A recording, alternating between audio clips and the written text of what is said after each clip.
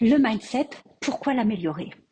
Vous êtes entrepreneur, entrepreneuse et vous savez en théorie qu'il faut travailler son mindset, avoir un bon mindset. Mais vous le faites passer après, même si vous subissez les montagnes russes de l'entrepreneur.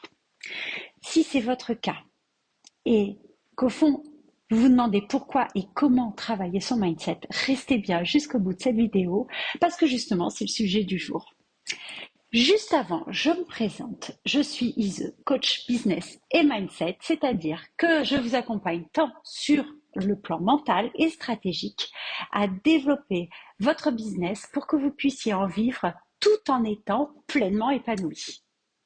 Et justement, vous pouvez retrouver des bonus qui sont dans la description juste en dessous de cette vidéo pour votre business et pour votre mindset. C'est cadeau.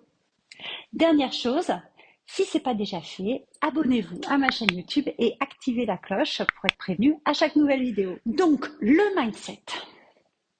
J'avais très envie de vous faire une vidéo sur ce sujet parce que je me suis rendu compte que tout le monde reconnaît que travailler son mindset, c'est important.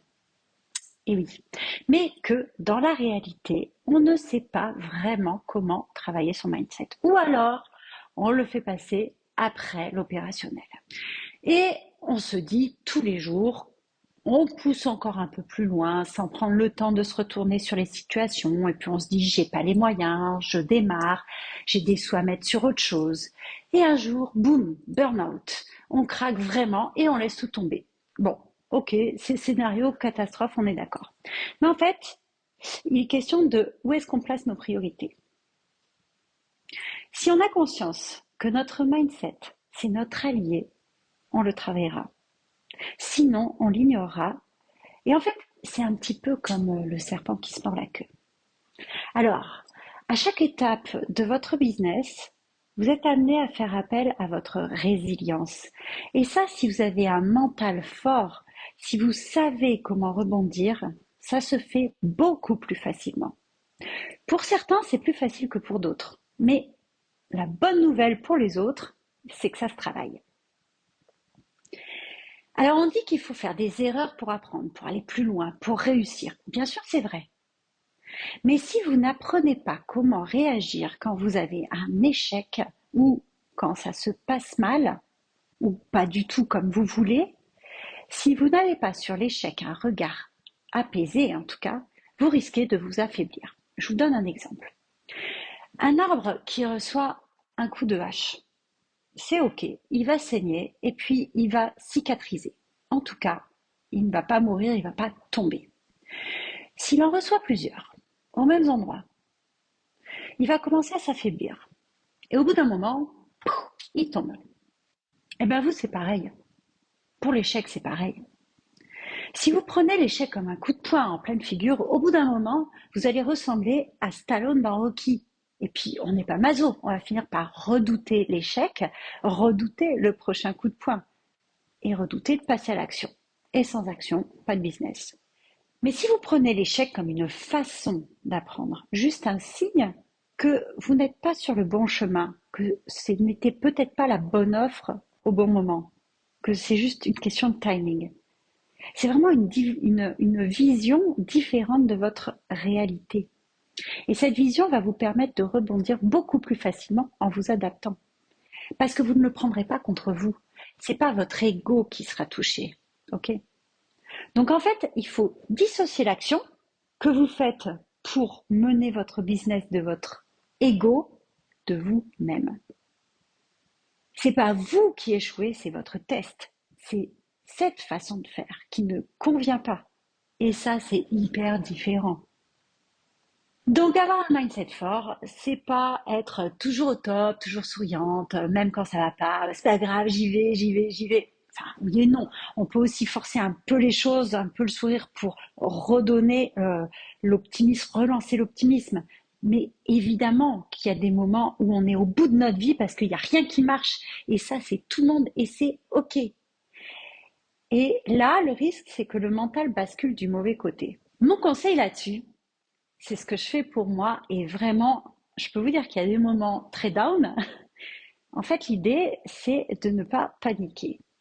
Oui, vous êtes démoralisé parce que votre programme ne s'est pas vendu, parce que vous avez raté une vente, parce que vous n'avez pas assez de clients, parce que c'est juste un mauvais jour, parce que vous ne vivez pas de votre business. Et oui, le manque de résultats impacte votre motivation, vos actions, votre morale. Et c'est normal. On n'est pas des machines. Qui serait hyper content de ça? Personne. Donc vous avez le droit d'être déçu, démoralisé. Laissez-vous le temps de digérer. Faites autre chose, mais n'écoutez pas le mental, le petit diable qui va vous dire t'es pas capable. Les autres réussissent mieux. Je savais que j'allais me planter. Ce petit diable, il suit des biais cognitifs qui vont bien l'arranger et qui vont vous faire aller sur une très mauvaise pente. Comment faire et comment réagir dans ce cas? Vous dire, ok, c'est un mauvais jour, je me suis plantée. Qu'est-ce que je peux faire pour moi pour me remonter le moral? Qu'est-ce que j'aimerais proposer à quelqu'un qui serait dans mon état? Qu'est-ce que j'aimerais qu'on me propose? Qu'est-ce que vous avez envie de vous dire pour vous remonter le moral? Vous pouvez vous écrire une lettre comme si c'était votre meilleur pote, votre meilleur ami qui serait très mal pour le ou la remotiver. Et puis petit à petit, vous verrez que vous remonterez la pente, que de nouvelles idées vont revenir dans votre tête et que vous reverrez aussi des choses positives vous arriver. Parce que si on se noie dans le négatif, le cerveau va voir que le négatif. Et le fait de vous remonter le moral, ça va remonter aussi le positif.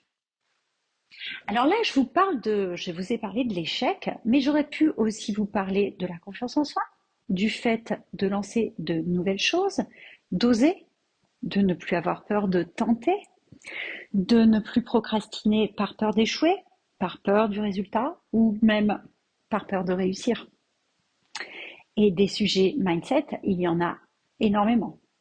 Donc, le mindset, il faut l'entraîner à avoir envie d'être positif et se détacher de son ego. C'est hyper important.